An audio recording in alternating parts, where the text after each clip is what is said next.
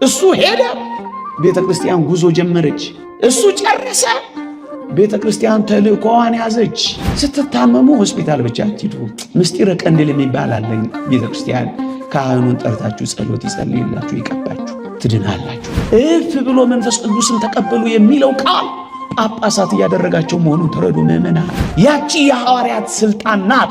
ብፁዕ ወቅዱስ አቡነ ማትያስ ጋር ያለችው ቅርበት ያላቸው ሰዎች ያስተማሩት ትምህርት ለእውነት የቀረበ ምስክር ነው ወገኖቼ።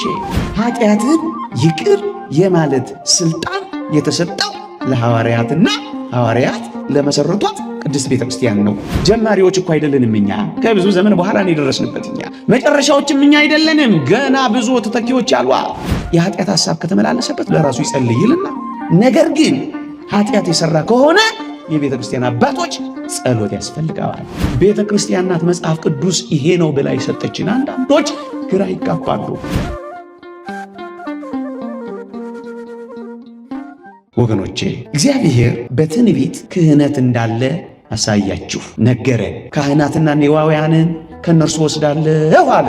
አዎ ይህንን ክህነት የተወደደ መድኃኒታችን ኢየሱስ ክርስቶስ ወገኖቼ የምስጢራት ቤተ ክርስቲያን መስራቿ፣ አክሊሏ፣ ጀማሪዋ፣ ፊት አውራሪዋ፣ ባለቤቷ ኢየሱስ ክርስቶስ የክህነትን ምስጢር ለቤተ ክርስቲያን እንዴት እንደሰጠና እንደመሰረተ ላሳያችሁ። መጀመሪያ ትንቢት፣ ከዚያ ምስረታ፣ ከዚያ ትግበራ አሳያችኋለሁ። አሁን እንዴት እንደመሰረተ ላሳያችሁ። እዩ። የተወደደ መድኃኒታችን ውረድ፣ ተወለድ፣ ሞት፣ ተሰቀል፣ አድን የሚለውን ተልእኮ በራሱ ፈቃድ፣ በባህሪ በአባቱ በአብ ፈቃድ፣ በባህሪ ሕይወቱ በመንፈስ ቅዱስ ፈቃድ ተቀብሎ መጥቶ ፈጽሞ በመስቀል ላይ ተሰቅሎ አድኖ ሊያርግ ሲል አንድ አስደናቂ ምስጢርን ለሐዋርያቱ ሰጥቶ ሄደ። እዩ። ክርስቶስ ሥራውን አጠናቀቀ። እንዴት? አባቴ ሆይ የሰጠኸኝን ሥራ ፈጽሜ በምድር አከበርሁ አለ። ሊቁ ቀለምኒጦስ ሊቀ ካህናት እንደመሆኑ የጸለያት ጸሎት በሚላት በዮሐንስ ወንጌል ምዕራፍ 17 ቁጥር 3 ላይ ነው ጥቅስ ያለችው። አባቴ ሆይ የሰጠኸኝን ሥራ ፈጽሜ በምድር ገለጥኩህ፣ አከበርኩህ፣ ገለጥኩላቸው። ፈጽሞ እሱ ፈጽሞ ሲሄድ ግን የምትጀምር ቤተ ክርስቲያንን ግን ተክሏ ሰጥቷ። እዩ። እሱ ሄደ፣ ቤተ ክርስቲያን ጉዞ ጀመረች። እሱ ጨረሰ፣ ቤተ ክርስቲያን ተልእኮዋን ያዘች። እሱ ተቀመጠ፣ አረፈ። ቤተ ክርስቲያን ግን ከና አገልግሎቷ ወደ ዓለም ለመገስገስ ጉዞ ቀጠለች፣ ቆመች። ሊቁ ስምዐኮን እንዳሉት እግዚአብሔር በሰባተኛው ቀን ያረፈው አዳም እንዲሰራ ነው እንዳሉት እኮ ነው። ክርስቶስ በባህሪ አባቱ በአብ ቀኝ በጥንት ክብሩ ሥራውን አጠናቆ የተቀመጠው የሚያገለግሉ ካህናትን ሾሞልን ነው የሄደው። ይሄንን ነው ማሳያችሁ። የዮሐንስ ወንጌል ምዕራፍ 20 ላይ ጌታችን ሊያርግ ሲል እንዲህ የሚል ቃል ተናገረ። ኢየሱስም ዳግመኛ ሰላም ለእናንተ ይሁን፣ አብ እንደላከኝ እኔ ደግሞ እልካችኋለሁ አላቸው። ይህንም ብሎ እፍ አለባቸውና መንፈስ ቅዱስን ተቀበሉ። ኃጢአታቸውን ይቅር ያላችኋቸው ይቀርላቸዋል፣ የያዛችሁባቸው ተይዞባችኋል አላቸው ይላል። በሞቴ ስሙኝ። ሊያርግ ሲል እኮ ነው። እኔ አብ እንደላከኝ አሁን ደግሞ እኔ እናንተን እልካችኋለሁ አላቸው። ይሄንን ነው ቅድም ክርስቶስ ሲጨርስ ቤተ ክርስቲያን ጀመረች። ክርስቶስ ሲቀመጥ ቤተ ክርስቲያን ቆመች። ክርስቶስ ሲያርፍ እሷ ቀጠለች። ክርስቶስ ተልእኮውን ሲያጠናቅቅ ቤተ ክርስቲያን ተልእኮዋን ይዛ ገሰገሰች። አብ እኔን እንደላከኝ እኔ ደግሞ እናንተን እልካችኋለሁ ካለ በኋላ እፍ ብሎ መንፈስ ቅዱስን ተቀበለ። ከዚያስ ኃጢአታቸውን ይቅር ያላችኋቸው ይቀርላቸው፣ ኃጢአታቸውን ያዛችሁባቸው ተይዞባችኋል አላቸው ይላል። እዚሽ ጋር አንድ የእግዚአብሔር ቃል አስታውሳችሁ። የሐዋርያት ሥራ ምዕራፍ 20 ቁጥር 28 ላይ ቅዱስ ጳውሎስ ለጳጳሳት የሰጠውን አደራና ማስጠንቀቂያ እንዲህ ይላል። መንፈስ ቅዱስ እናንተን ጳጳሳት አድርጎ ለሾመባት ለመንጋውና ለራሳችሁ ተጠንቀቁ ሲላቸው ታገኛላችሁ። ደግሞ አለው በገዛ ደሙ የዋጃትን የእግዚአብሔርን ቤተ ክርስቲያን ትጠብቋት ዘንድ መንፈስ ቅዱስ እናንተ ጳጳሳት አድርጎ ለሾመባት ሲል ስሙት። አንድ ነገር እንድታገናኙ የሚልኝ እኮ ፈልጌ ነው። እፍ ብሎ መንፈስ ቅዱስን ተቀበሉ ይላል አይደለ? ይሄንን ነው ቅዱስ ጳውሎስ ያመጣው። ምን ብሎ? መንፈስ ቅዱስ እናንተን ጳጳሳት አድርጎ ለሾመባት ይልላችኋል። አያችሁ፣ እፍ ብሎ መንፈስ ቅዱስን ተቀበሉ የሚለው ቃል ጳጳሳት እያደረጋቸው መሆኑን ተረዱ ምዕመናን። ምን እያደረጋቸው ነው? ጳጳሳት። ምን እያደረጋቸው ነው? ካህናት እያደረጋ። ምን እያደረጋቸው ነው? እየሾማቸው ነው። ለዚህ ነው ዝቅ ብሎ በሞቴ ስሙ ኃጢአታቸውን ይቅር ያላችኋቸው ይቀርላቸዋል፣ ኃጢአታቸውን የያዛችሁባቸው ተይዞባቸዋል ይላል። ምዕመናን ካህናት እያደረጋቸው መሆኑን የምታረጋግጡት በኃጢአት መያዝና መተው ላይ ስልጣን የሚሰጠው በኦሪት እኮ ለካህናት ነው። ከኃጢአት ጋር በተያያዘ እግዚአብሔር በኦሪት ስልጣን ይሰጥ የነበረው ለካህናት እንደነበረው ሁሉ በሐዲስ ኪዳንም ኃጢአታቸውን ይቅር ያላችኋቸው ይቀርላቸዋል፣ የያዛችሁባቸው ተይዞባቸዋል ካላቸው ምን እያደረጋቸው ነው? ካህናት እያደረጋቸው ነው። ምን እያደረጋቸው ነው? ጳጳሳት እያደረጋቸው ነው። እፍ ብሎ መንፈስ ቅዱስን ተቀበሉ አላቸው። መንፈስ ቅዱስ እናንተ ጳጳሳት አድርጎ ለሾመበት ሲል አትሰሙትም ጳውሎስን? እናስ እኔን አብ እንደላከኝ እናንተን ደግሞ ልካችኋለሁ አላ። ምን ማለት ነው? ያስሩ ዘንድ የበደልን ማሰሪያ ይፈቱ ዘንድ ዘር፣ ከለር፣ ነገድ፣ ቋንቋ ሳይመርጥ ሹመትን ሾማቸው። ያቺ የሐዋርያት ስልጣን ናት ብፁዕ ወቅዱስ አቡነ ማትያስ ጋር ያለችው። ከዚህ በቀር ሌላ የለችም። ቢቆጠር ቅዱስነታቸው ጋር የምትደርስ የሐዋርያት አሰረ ክህነት ያላት ኦርቶዶክሳዊ ቤተ ክርስቲያን ብቻ ናት። ምዕመናን ኃጢአትን ይቅር ማለትና መያዝ ከኃጢአት ጋር የተያዘ ጉዳይ ክህነት ነው ወገኖቼ። ለዚህ ነው አፈ በረከት ቅዱስ ዮሐንስ አፈወርቅ ይህችን የዮሐንስ ወንጌል ምዕራፍ 20 በተረጎመበት ድርሳኑ እንዲህ ሲል እናገኘዋለን።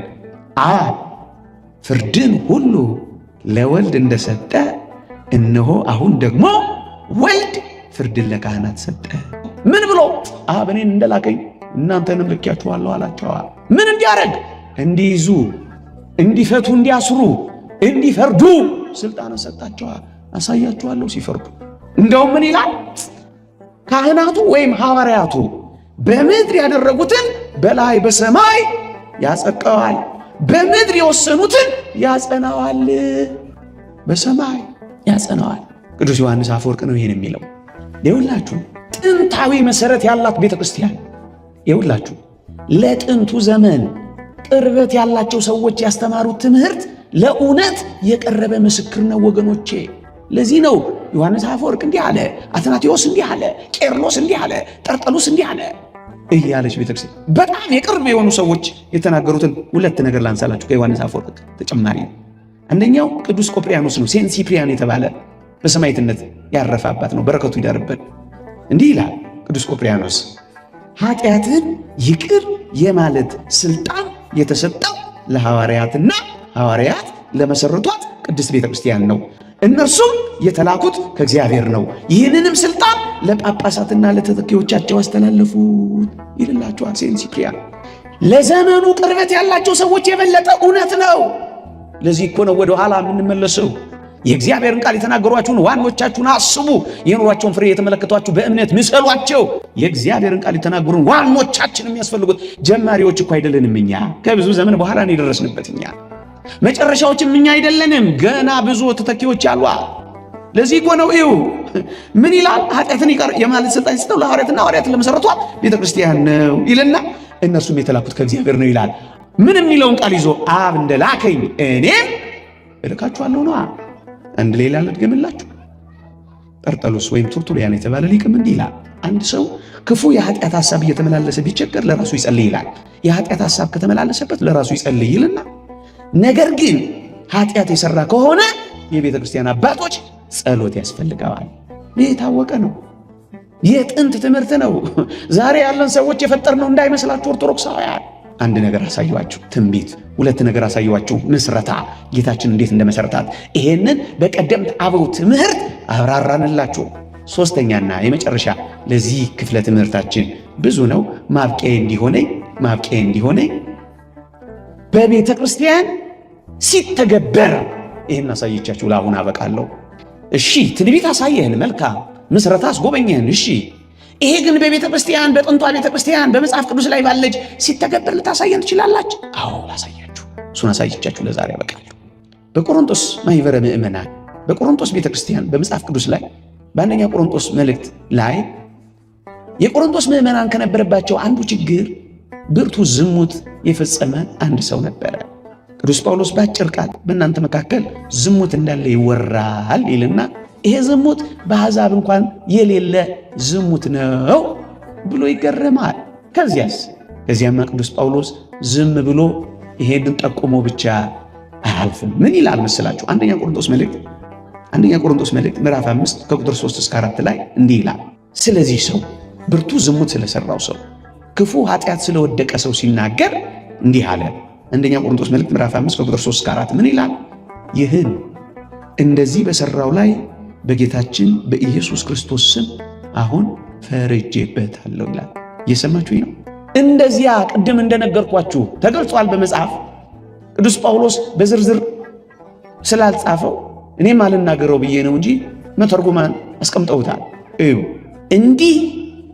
እንደዚህ በሰራው ላይ በጌታችን በኢየሱስ ክርስቶስ ስም አሁን ምን ብያለሁ? ፈርጄበታለሁ። ኃጢአቱን የያዛችሁበት ተይዞበታል፣ ይቅር ያላችሁት ይቀርለታል። ያስሩ ዘንድ የበደልንም ማሰሪያ ይፈቱ ዘንድ ስልጣን እንደሰጣቸው በቤተ ክርስቲያን ትግበራ አሳየን ካላችሁ ፈርጄበታለሁ ይል። አየህ፣ አብ ፍርድን ሁሉ ለወልድ እንደሰጠ ወልድ ደግሞ አሁን ፍርድን ሁሉ ለካህናት ሰጠ ያለው ዮሐንስ አፈወርቅ ይህንን ነው። ፈርጄበታለሁ። ስልጣነ ክህነት ማለት ይሄ። ስንናዘዝ ይቅር ይሉናል፣ እምቢ ስንል ያስሩናል፣ ይገስቱናል። ፈርጄበታለሁ አለ። እንደውም ምን አለ መሰላችሁ? ነፍሱ በጌታ ቀን ትድን ዘንድ ሥጋውን ለሰይጣን አሳልፋችሁ ስጡት አለ። ለቀኖና፣ ለዝምታ፣ ለንስሐ፣ ለቅጣት አሳልፋችሁ ስጡት። ቀኖና፣ እኛ የምንቀበለው ቀኖና። ከዚያስ ሰውየው ብርቱ ንስሐ ገባላችሁ፣ ተጸጸተ፣ አለቀሰ። እንደውም ከለቅሶ ብዛት የተነሳ ወደ ተስፋ መቁረጥ ሁሉ ደረሰ ይሄ ምእመን። ከዛስ ቅዱስ ጳውሎስ በሁለተኛ ቆሮንቶስ መልእክት ምዕራፍ 2 ቁጥር 10 ላይ የዚህን ሰው ዜና ሰማ። መጸጸቱን፣ ማልቀሱን፣ ተስፋ መቁረጡን ሰማና እንዲህ አለ። ቅዱስ ጳውሎስ ንስሐ እንዲገባ ነው ዕድል የሰጠው። ገባና ከዛ ምን አለ ቅዱስ ጳውሎስ? እንዲህ ይላል፣ እኔ ደግሞ ይቅር እለዋለሁ፣ እኔም ይቅር ካልኩ ይቅር ያልኩትን ስለ እናንተ በክርስቶስ ፊት ይቅር ብያለሁ አለ። መጀመሪያ ፈረደበት። ንስሐ ሲገባና ሲጸጸት ደግሞ ምን አለው?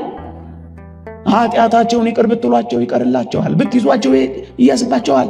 በሐዲስ ኪዳን ቤተ ክርስቲያን አለ፣ ይኸው አለ። ሌላስ? እንደው ሌላ የእግዚአብሔር ቃል ልትጨምርልን ትችላለህ? ወገኖቼ ቤተ ክርስቲያን ትቀድማለች ወይስ መጽሐፍ ቅዱስ ይቀድማል? እስኪ ልጠይቃችሁ፣ ማንም ይቀድም ይመስላችኋል? ቤተ ክርስቲያን ትቀድማለች? መጽሐፍ ቅዱስ ይቀድማል? ግራ አላጋባችሁ። ቤተ ክርስቲያን ናት መጽሐፍ ቅዱስ ይሄ ነው ብላ የሰጠችን። አንዳንዶች ግራ ይጋባሉ። ቤተ ክርስቲያን ነው የምትቀድመው። የቃሉን ትምህርት የእጁን ታምራት እያዩ የኖሩት እነሱ ናቸው እኮ መልእክታትን የጻፉት። መጀመሪያ በቃል ከዚያስ በጽሑፍ ገለበጡት፣ ከዚያስ አሰራጩት። ከዚያስ አባቶቻችን ይሄ መጽሐፍ ቅዱስ ነው ብለው ካልሆኑት ለይተው በአራተኛው መቶ ክፍለ ዘመን አጸደቁት። ቤተ ክርስቲያን ነው የምትቀድመው። ህልውናዋ ነው የሚቀድመው። ምስረታዋ ነው የሚቀድመው። ከዛ በኋላ ነው መጻሕፍት የተጻፉት።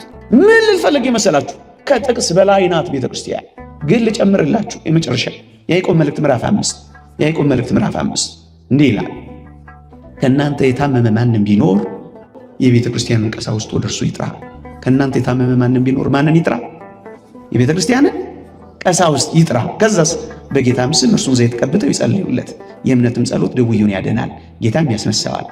ኃጢአትም ሰርቶ ከሆነ ይሰረይለታል። እደግመዋለሁ፣ ኃጢአትም ሰርቶ ከሆነ ይሰረይለታል። ማን ሲጸልይለት? ቄሱ። ስትታመሙ ሆስፒታል ብቻ አትሂዱ። ምስጢረ ቀንዲል የሚባል አለኝ ቤተ ክርስቲያን። ካህኑን ጠርታችሁ ጸሎት ይጸልይላችሁ፣ ይቀባችሁ፣ ትድናላችሁ። እዩት። ከእናንተ የታመመ ማንም ቢኖር የቤተ ክርስቲያንን ቀሳውስት ይጥራ ካለ በኋላ ኃጢአትም ሰርቶ ከሆነ ጸሎቱን ደዌን ለማዳን ብቻ እንዳይመስላችሁ። ሐኪማችሁ ደዌያችሁን ሊያድንላችሁ ይችላል፣ እሰየው። የነፍስ አባታችሁ ካህናችሁ ግን ደዌያችሁን ብቻ አይደለም ኃጢአታችሁንም ሁሉ ይቅር ያስብልላችኋል፣ ስርየት ያሰጣችኋል፣ የነፍስ በሽታችሁን ያድንላችኋል።